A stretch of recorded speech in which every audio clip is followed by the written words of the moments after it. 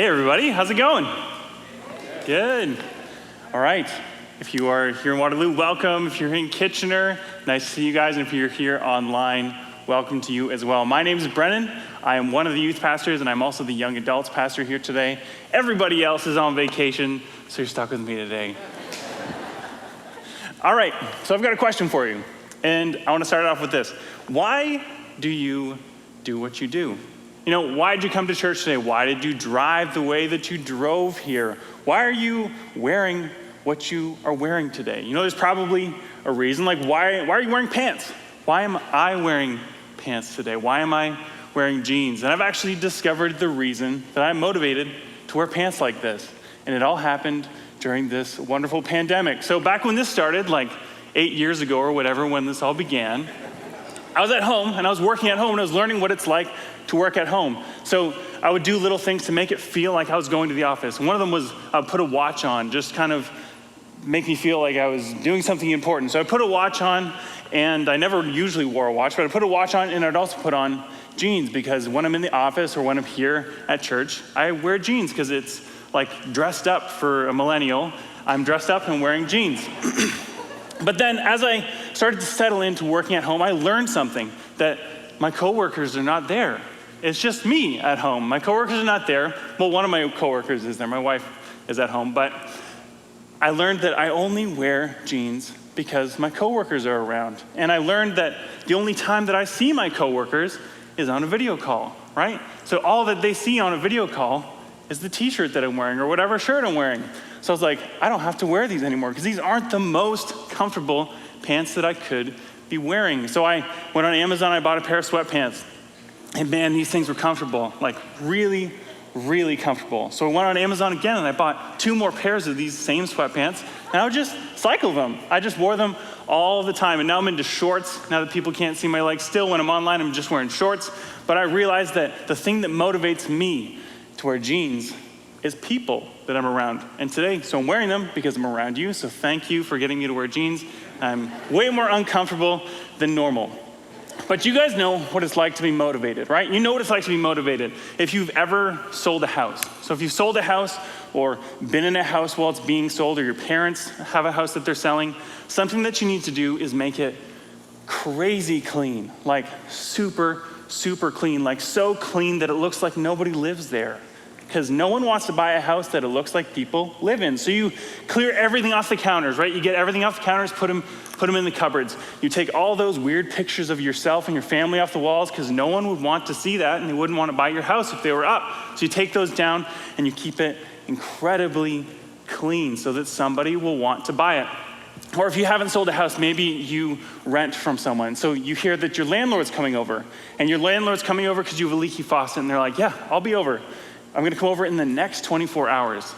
So for the next 24 hours, since you don't know when the landlord's coming, you keep your house unusually clean because you want your landlord to believe that they're renting to a responsible adult, right? That's just what you do. Or maybe you know that summer's on the way, it's the winter, and you're like, I wanna look good in the summer. I wanna look great on the beach, so you start working out, you start eating right, you do all these things so that you can look good for the summer. So you know what it's like to be motivated with these little things. But there's bigger things in life than this, right? Like maybe your work. You know, why do you go to work? What motivates you to actually go to your job? So I used to have a job. I still have a job, this job, but I used to have a different job. In my early 20s, I worked at a car wash. So I worked at a car wash and I would wash people's cars. And that sounds amazing to some people, because some people do this just on Saturday morning. Wash their own car, you get at the hose, you soap it up, you spray it down, then even you might go inside your car and find all those weird things that have been left in there. And you find the scum in the cup holder, you know, that like weird goop that piles up down there. You don't spill your drinks, but somehow it just gets all weird in there. So you clean that out, you get your car really, really clean. And it's actually a nice thing to do on a Saturday morning for your vehicle. But do this on everybody else's vehicle over and over and over and over again. But even in the wintertime, people still get their cars washed and detailed. In the wintertime, you have to be outside, wet, when it's sub-zero, with towels, drying cars, your hands are frozen, And then you have people who bring their cars in to be shampooed. And the reason that people bring their cars in to be shampooed is because they're either, one, in like incredible condition, and these people just absolutely love their cars, right? So people who have like sports cars, or like a Dodge Caravan from 1993 that is like in mint condition, okay? Those were incredible when they came in. It was just so cool. But then the other kind of car that comes in to be detailed, is what we call it, is the kind of car where something has happened inside of this car. Something happened, and the owner opened the door, or they saw this event take place, whether it was over many years with children, or in a moment where somebody threw up, or started bleeding, or their dog puked all over the window. There's something that happens where they see this thing happen, and then they're like, I can't do this. This is so gross. No person should ever have to clean up something like this in their car. So then they take it to the car wash for the other people to clean it up. So I was that person. So I would clean up barf and blood and all this weird stuff that's in cup holders that no one has any idea what it is, but it's not mine, so it's really gross when it's not mine. So I would do this all the time. This was a hard job. This was a wet job. It was a cold job in the winter, but I did this, and I had motivation to do this hard, wet, and barfy, most of the time, work. So I did this because I had two reasons. The first reason was that I had some student loans, and I was like, I need to pay these off. I'm going to pay off these student loans, and then I'm also going to buy a ring for my girlfriend. Those were the two things that I wanted to do, and my girlfriend, Erin, at that time, who's now my wife. So I wanted to buy a ring for her, and I wanted to pay off my student loans. So this is what got me out of bed every morning to go do this hard, gross work.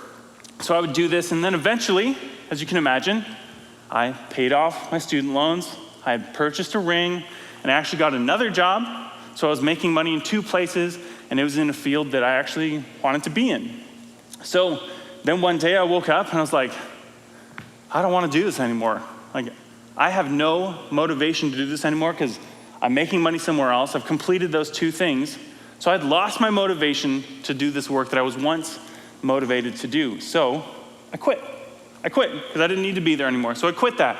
But you know what it's like to lose motivation too. Like, think about that house that you're trying to sell. You keep that house so clean, and you actually like it. It's nice to be in a house like that because you're like, wow, I would buy this house even though I don't own it. This is the kind of house I would want to buy now because it looks like a showroom. But the moment you get an offer that is accepted, what happens? You can no longer keep that level of clean because you don't have the motivation to sell your house anymore because it's already been sold, right? Or the landlord finally shows up, and now they fix your faucet, they go out the door, and you can go back to your regular level of clean because you no longer have that landlord visit looming anymore. Or maybe summer comes. So summer came, you did your best, you got in shape for the beach, but now summer's gone. So the motivation isn't quite there, so it's now time to hit the fall, winter, spring, bulking season and hit it hard. That's how we do it. But these are small examples of just lost motivation. But motivation, really, it can come and it can go. And you can find it and you can lose it just as quickly. So I've got a question for you guys this morning, another question. And I think it's a pretty good question, and I think it's a pretty deep question. What's the motivation for your life? So when you dig down deep, and you might not be able to do this right now, but I'd love it if you do it later, or maybe you know already. What's the driving force in your life? What is that one thing that really drives you to do all that you do, that gets you out of bed every single day? So if you can think about that, or if you know what it is, what's the motivation for your life, and can you lose it? Because as I just talked, motivation, it can come and it can go. And things in life, whether they're like great things like family or anything else, nothing is forever that we have here. So can you lose the motivation that you currently have in life? So what are you living for? Is it a certain lifestyle? Is it a relationship? Is it the hope of a relationship? Or is it just that things are going to be eventually good? I think that's something that a lot of us live for. This idea that whatever I'm going through right now, even if it's hard, even if it's tough, even if it's something that I don't enjoy, that eventually I'm going to make it to a place where I'm going to have what I want. So even if things aren't great right now, later on, it's going to be worth it. Like working out. If you've ever worked out, we do it, and it's not that enjoyable, but we do it because of what we're going to get out of it, right? We get what we want. We get health. We get maybe look a little bit different, shed some pounds. But there's a reason that we go through this, because we want to get to this place where we get what we want, which is health out of it. But I think a lot of us, we might go through life just believing that the thing that gets me out of bed, the thing that drives what I do, is that things will be different later, that I will get the things that I want. And if we're not careful, this can actually sneak in, it can creep in to the way that we think about God. We might start thinking that God's going to give us what we want eventually, even if what we're going through right now isn't exactly what we want right now. And you might find a verse like this. This is an amazing verse. I'm not saying it's not, but sometimes we read it a little wrong. So when we know that God causes everything to work together for the good of those who love God and are called according to his purpose for them. So it would be easy to read this verse and be like, hey, who's this verse for?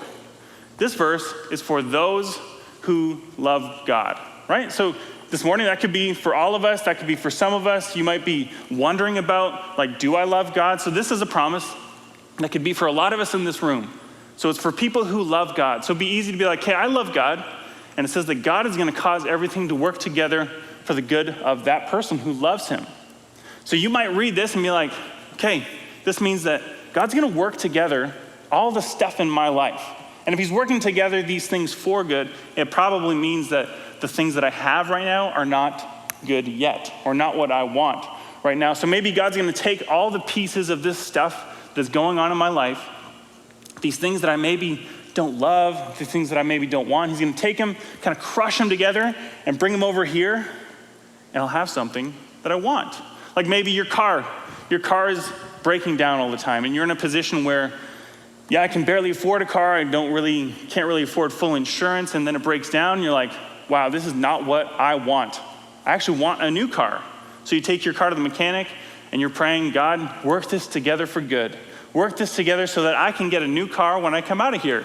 And does God always do that? Do you drop your car off broken at the mechanic and you end up having a new car when you come out? I bet that has happened sometimes. I've received a free car before, not in that situation. But God gives free cars sometimes, but not always. So this is not what this verse means, that God's always going to take the stuff that we don't like, pack it together and turn it into this diamond situation, this diamond outcome that we want. So what does this verse mean then? Because we know it doesn't mean that. And I think there's two keys in this verse. And I think the first key is good. So what does good mean? If good doesn't mean what I want necessarily, so what does good mean, and what does it mean to be called according to his purpose? So what does this look like in somebody's life? And that's what we're going to look at this morning. We're in a series called How to Start a Revolution, and we've been following a guy named Paul in the beginnings of the early church, the rise of the early church, the beginnings of this revolution. And something amazing about the Bible is that we can look sometimes at someone's life from start to finish. Sometimes we can see chunks, but we can see how God has been at work in and through someone's life. And he's been at work in Paul's life in a big way. Paul used to be called Saul. His name was Saul. And Paul's passion, his purpose in life was to destroy the church. That's what this guy was all about. He's basically the supervillain of the New Testament. And then he meets Jesus for himself. And so after he meets Jesus, it turns his life around, turns his life upside down. He wants to do nothing other than build Jesus' church. This is what he's all about. So if you were with us last week, Paul is in trouble once again. Paul seems to always be in trouble. He has a group of people who want to kill him. There's always people who want to kill him, it seems. And he's been taken into custody by Roman officials to keep him safe from this angry mob that was really upset about him talking about Jesus the way he was. They weren't so upset about the things he was saying about Jesus, but saying that this message, this new gospel message, was not just for the Jews, but it was also for everybody. So they were really upset about that. So Paul is going to be right in front of the Sanhedrin in this passage. And the Sanhedrin is like the Jewish Supreme Council. They make rulings on stuff. And so we're going to pick it up here in Acts 23, verse 1. If you have a Bible, you can turn there, or if you have a device, jump onto that. So here we go. So gazing intently at the high council, Paul began, "Brothers, I have always lived before God with a clear conscience." Instantly, Ananias the high priest commanded those close to Paul to slap him on the mouth. Things don't go well for this guy most of the time. But Paul said to him, "God will slap you, you corrupt hypocrite. What kind of judge are you to break the law yourself by ordering me struck like that?" And those standing near Paul said to him, "Do you dare insult God's high priest?" And then he says, "I'm sorry, brothers, I didn't realize he was the high priest." Paul replied, "For the scriptures say you must not speak evil of any of your rulers." So just to kind of unpack what just happened there, kind of weird. He gets slapped in the face, and people are like, "Hey, you can't do that." And so he gets upset. It's just this weird moment where this is kind of like a Bible burn, what just happened. He gets commanded, the high priest commands someone to slap Paul in the face, and then Paul's like, "What's wrong with you?" And then they're like, "Hey, you can't talk to the high priest like that." And he's like, "Oh, I didn't realize he was the high priest because he's having people slapped in the face, and that's not really something that high priests should be doing, and they shouldn't be." So that's kind of what happened there. It's kind of confusing when you read it. But then Paul realized that some members of the high councils were Sadducees and some were Pharisees. So there's a division here in this council. So he shouted, "Brothers, I'm a Pharisee." So he starts to identify with these Pharisees, "as were my ancestors. And I am on trial because my hope is in the resurrection of the dead." So Jesus. This divided the council, the Pharisees against the Sadducees. For the Sadducees say there's no resurrections or angel or spirits, but the Pharisees, they believe in all of these. So there was a great uproar. Some of the teachers of religious law who were Pharisees jumped up and began to argue forcefully. "We don't see anything wrong with him," they shouted. "Perhaps a spirit or an angel spoke to him." So again, more things that the Sadducees are not. As the conflict grew more violent, the commander was afraid they would tear Paul apart again. So he ordered his soldiers to go and rescue him by force and take him back to the fortress. That night, the Lord appeared to Paul and said, "Be encouraged, Paul. Just as you've been a witness to me here in Jerusalem, you must preach the good news in Rome as well." So this is Jesus speaking to Paul, and he's saying, "Hey, you've been an amazing witness for me. You're here in Jerusalem where this seems like it might be the end because there are people who want to kill you, but it's not. You're going to move on to Rome. You're going to do this same thing that you've done here. You're going to go to Rome." So Paul, he is safe for the moment. He's safe. But in light of that Romans 8:28, this doesn't seem good. Like, this is not what I would define as good. He's still in trouble. He still has people who want him dead. He's still locked up. This doesn't seem good. This is not what I would want to be happening in my life. And it's probably not what you would want to be happening in your life if you're honest. And I want you to think about the expectations that you have of life. And you might not realize that you have these, but you probably expect that you will have food, that you're going to have water, that you're going to have shelter, that you're going to have internet, that you're going to have Wi-Fi, that you're going to have perfect Wi-Fi coverage in your house that reaches to the far corners of your basement. This is just stuff that we think we should have, and there's nothing wrong with thinking you should have that. But our expectations in life, it goes beyond stuff though. It really does. We expect that we're going to have people around us who love us. We expect that we will hopefully have fulfillment in what it is that we do. We hope that there's going to be, health in our life. We hope that we'll be healthy, or at least be healthy later on. We expect that this stuff is going to happen. We hope that these things are going to happen, and these are good things. These are good things that we want in our life. But if you think about Paul and where he's at right now, he doesn't have much or any of that to look forward to. He's in a dark place, really.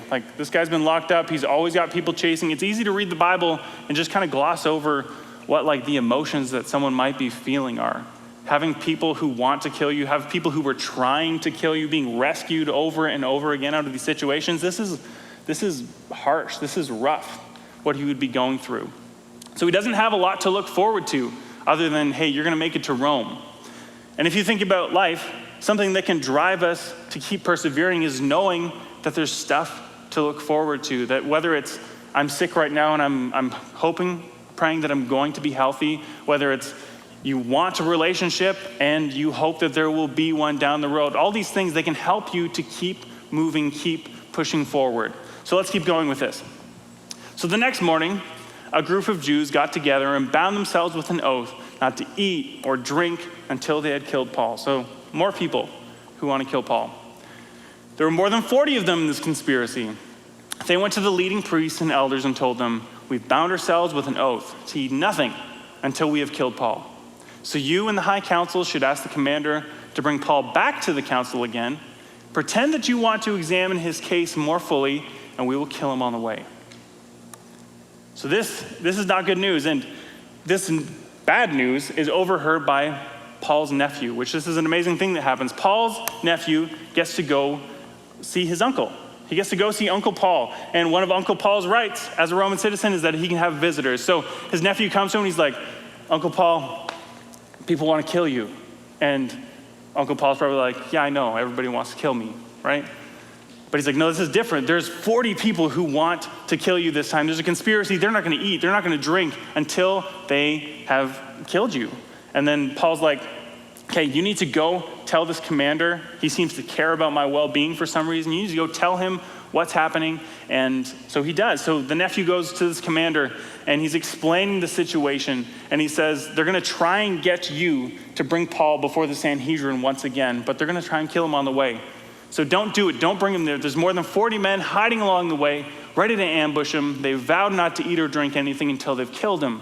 They're ready now, just waiting for your consent. Then the commander called 2 of his officers and ordered, "Okay, get 200 soldiers ready to leave for Caesarea at 9 o'clock tonight. Also take 200 spearmen and 70 mounted troops."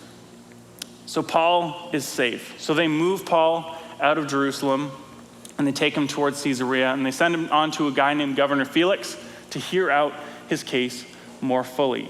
So he's safe and he's sent with this letter explaining the scenario. He's gonna spend 2 years waiting for his case to be heard, waiting for it to be resolved. So he's safe, but this is not what I would call good. This is not what I would want, right? So how can this be good? How can this be good, what's happening to Paul? And I think it really depends on what his purpose is. So how can this be good? It depends on what his purpose is. If Paul's purpose was to buy a bigger house, if Paul's purpose was to get a faster horse or to get the latest sandals, Paul would be incredibly disappointed by now because he knows this is not coming, right? He knows this. But Paul loves God. Paul loves God with all his heart. He has been called to faithfully represent Jesus, faithfully tell Jesus' story to other people, tell what Jesus has done for him to other people. This is his motivation. This is Paul's purpose. This is why he gets up every morning. This is why he's able to keep driving through such a difficult time. And if you see in this passage, this isn't like he's just along for the ride, right? He's not just like, okay, let's see what happens. Let's see if they find me guilty. Let's see if they're going to execute me. At the beginning of this passage, he divides this council very strategically. He splits that council so that, he can keep moving. He can keep moving on. He hears about the plot against his life. He tells his nephew, okay, let's try and get around this. So he still is passionate. He is still driven. He is still motivated. He still has purpose. And Paul's motivation to faithfully follow Jesus, it's not circumstantial. It doesn't matter where he is. It doesn't matter if things are good. It doesn't matter if things are bad. It doesn't matter if he has a lot. It doesn't matter if he has a little. There's no finish line with this. His motivation cannot be taken away from him. It just can't. So God is constantly moving Paul towards Rome, and Rome is going to be instrumental in the spreading of the gospel. People are going to hear about Jesus because of Paul's life. You are hearing about Jesus because of what happened in Paul's life. He was suffering. This is a whole lot of suffering.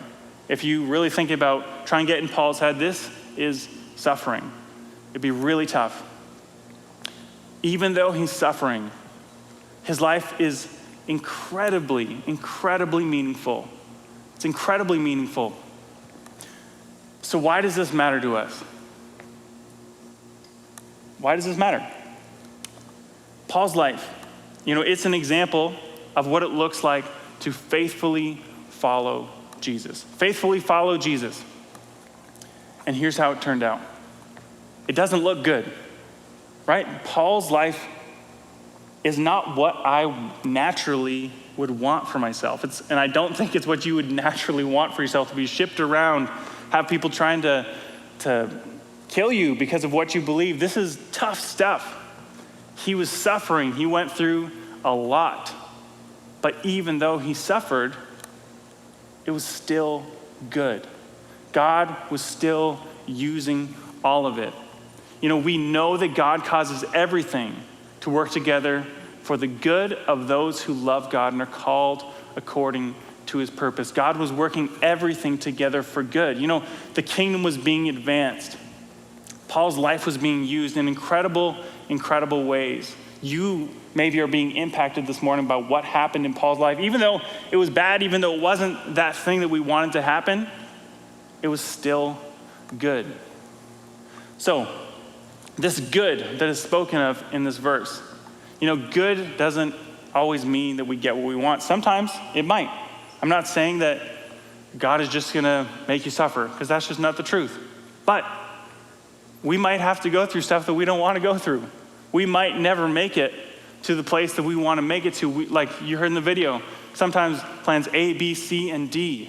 It just doesn't seem like they're going to happen. It doesn't seem like it's a possibility. But even if none of that happens, even if we don't get to where we want to go, it can still be good if we're called according to this purpose, which is just to faithfully follow Jesus. So if you have a spot in your life, maybe your whole life, that you are lacking motivation, that you're lacking, fulfillment in it, maybe this is what you need. This purpose to be infused into everything that you do. Your parenting, it can change the way you parent. It can change your marriage. It can change the way you look at that job that you maybe don't enjoy that much. Because this is not circumstantial. It's not something that depends on you making it to that place that you want to be. And there's nothing wrong with wanting to make it over here, whatever that is for you. But if you don't make it, you can still look back at the end of your day, end of your week, end of your month, end of your life, and still be like, I know that all of this was good because I know that God has used it. And this is available to all of us. It's available to all of us. So, that question, I really want you to think about it. What's the motivation for your life? And is it in something that you can lose? And I would argue that if it's in anything other than God's purpose, God's eternal purpose, what God is doing here on this earth, then it is something that you can lose, and you don't want to lose it. So think about that, pray about it, and let me pray for you.